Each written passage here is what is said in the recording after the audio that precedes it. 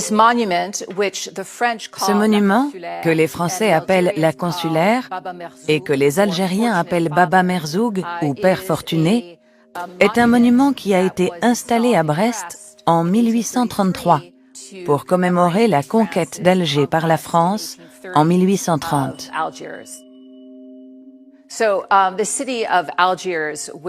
Alger, ville sous domination de l'Empire ottoman au XVIIe siècle, avait la réputation d'être extrêmement bien protégée, à la fois par des fortifications et par du matériel de guerre qui pointait de façon menaçante vers la Méditerranée et mettait en garde quiconque tenterait de pénétrer dans la ville sans autorisation. Par conséquent, il y a une longue tradition de représentation de la ville d'Alger sur des cartes.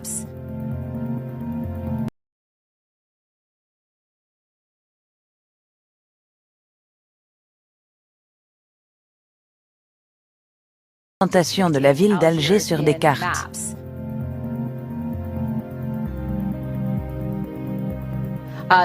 Cette représentation est intéressante. Elle a été réalisée par un marin anglais en 1620. Vous voyez qu'il a pris soin de représenter tous les canons autour de la ville et de ses commerces. Il les a comptés et a même précisé que dans les années 1620, 160 canons pointaient vers l'extérieur de la ville, c'est-à-dire vers la Méditerranée. Le Père Fortuné était l'un des canons de la rade d'Alger qui protégeait la ville des incursions extérieures ainsi que les échanges commerciaux du port.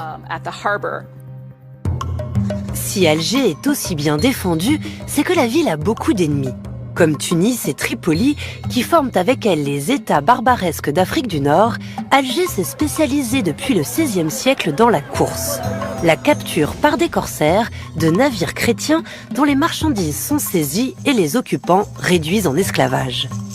Une activité d'autant plus lucrative que la crainte de voir ces captifs se convertir à l'islam pousse les royaumes chrétiens à organiser leur rachat, pris en charge par les consuls, par de simples marchands ou par des ordres religieux spécialisés dans le rachat d'esclaves en terre d'islam. La France est moins touchée d'abord par cette piraterie que ses voisins, grâce notamment à son alliance avec le sultan ottoman dont dépendent les barbaresques.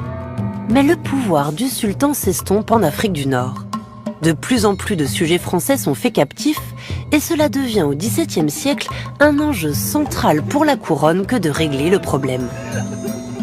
La flotte française, de plus en plus puissante, multiplie sous Louis XIV blocus et expéditions punitives au Maghreb avec deux objectifs en vue, obtenir la libération des esclaves français et capturer des esclaves musulmans pour les employer comme rameurs.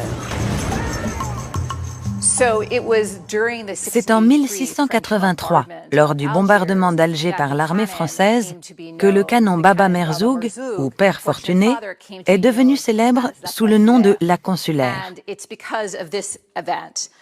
En effet, le consul français Jean Le Vacher, qui était également prêtre, a été placé dans un canon et projeté dans le port.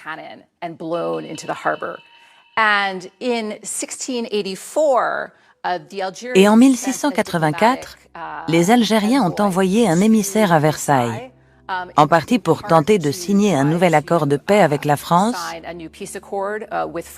mais aussi pour demander symboliquement le pardon pour l'exécution de Jean Le Vacher.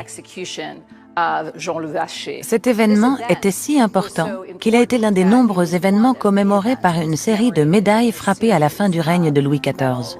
Ces médailles ont été fabriquées en or et autres métaux précieux pour être distribuées à des courtisans et à d'autres personnalités.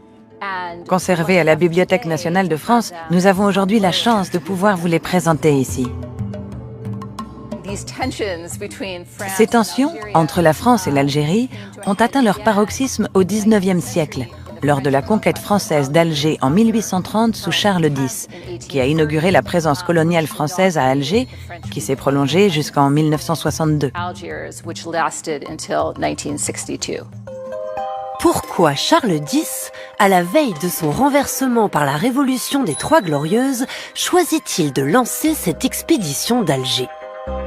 D'abord, il y a un affront, monté en épingle par la France, le célèbre coup d'éventail asséné en 1827 par le Dey d'Alger au consul français au cours de discussions sur une dette ancienne et jamais remboursée qui, depuis la fin du XVIIIe siècle, empoisonnait les relations franco-algériennes.